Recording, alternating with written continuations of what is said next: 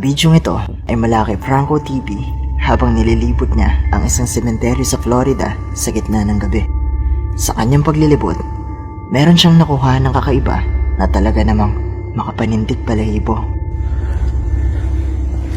I literally just heard a noise down here.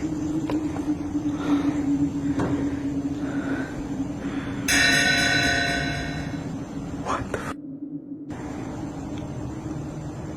Holy crap. There's somebody legit inside the room.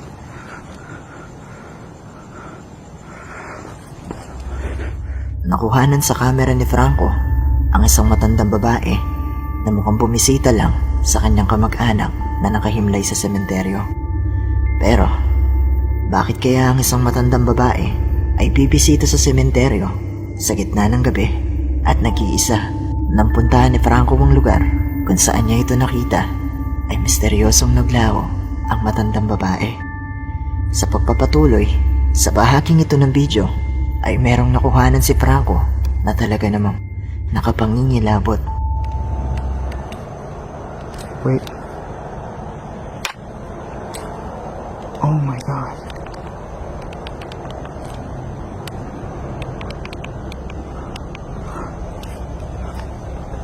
She's right there. That's the lady I saw. It's an old lady. Hello? Ma'am? Do you need help?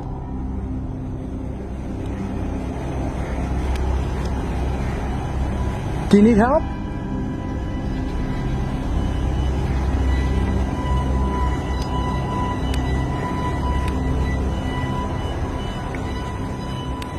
Yeah. Not doing that. Muling nakita ni Franco ang matandang babae na tila nakatingin lang sa isa sa mga puntot. Sa pagtawag ni Franco sa matandang babae, tumingin ito sa kanya at dito na nakaramdam ng takot si Franco at agad na umalis sa lugar na iyon.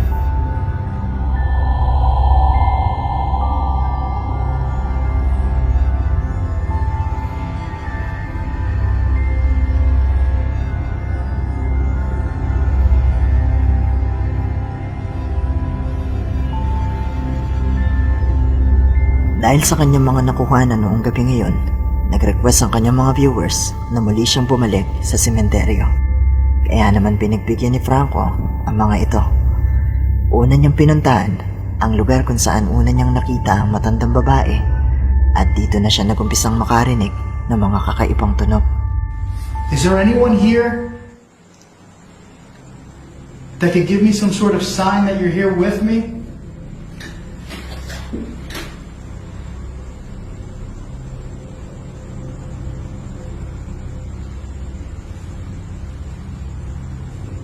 I hear rustling.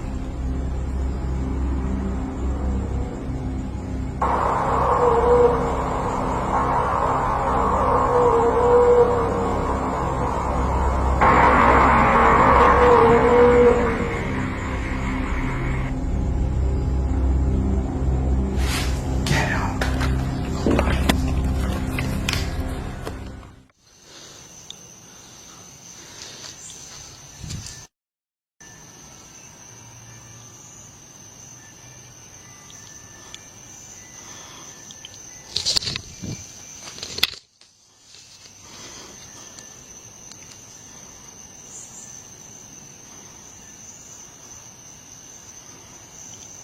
What the hell was that? Narinig ni Franco ang boses ng tila matandang babae at ang tugtog na hindi niya malaman kung saan nanggagaling. Pero ang pinakakakaiba sa lahat ay ang nakunan niya sa bahaging ito ng video.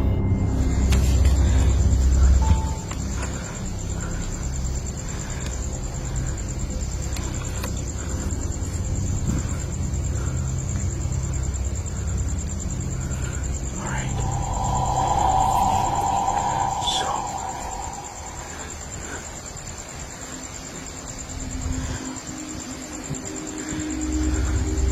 Lingid sa kaalaman ni Franco na nakuhanan niya sa video ang pagsilip ng tila isang muka o bagay na ito mula sa mausoleum.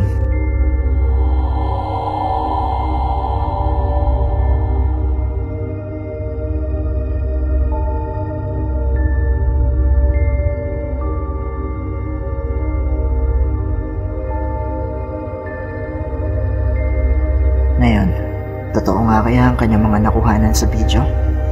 Isa nga kaya itong multo? O gawa-gawa lamang ang lahat ng ito? Ano sa palagay niyo?